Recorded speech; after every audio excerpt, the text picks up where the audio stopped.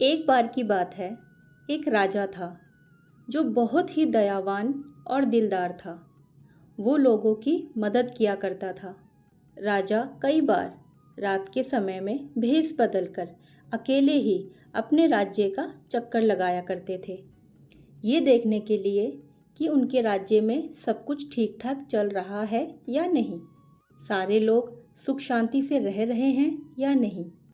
तो एक बार जब वह राजा रात के समय भेष बदलकर अपने राज्य का चक्कर लगाकर अपने महल की तरफ वापस आ रहे थे, तो महल से थोड़ी दूरी पर उसे एक बूढ़ा आदमी पेड़ के नीचे बैठा हुआ दिखता है।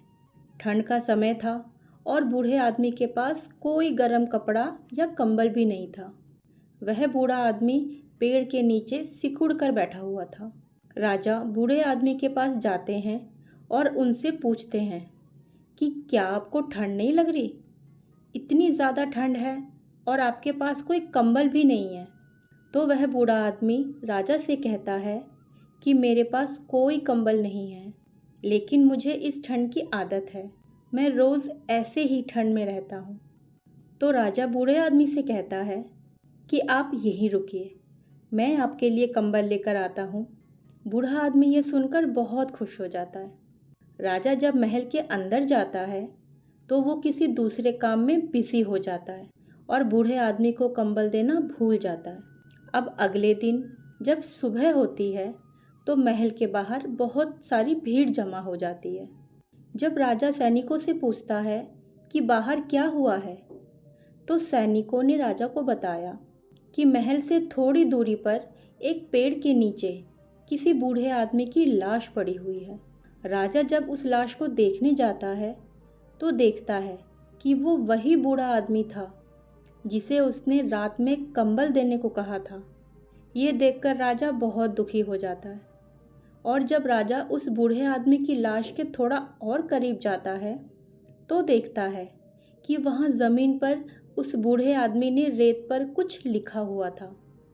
बूढ़े आदमी ने लिखा था कि इतने सालों से मैं बिना गर्म कपड़ों और कंबल के इतनी ठंड में भी जी रहा था। मेरे पास कंबल नहीं था, लेकिन उस ठंड से लड़ने की मानसिक शक्ति थी। लेकिन आपके कंबल देने की आस ने मेरी उस मानसिक शक्ति को ख़त्म कर दिया।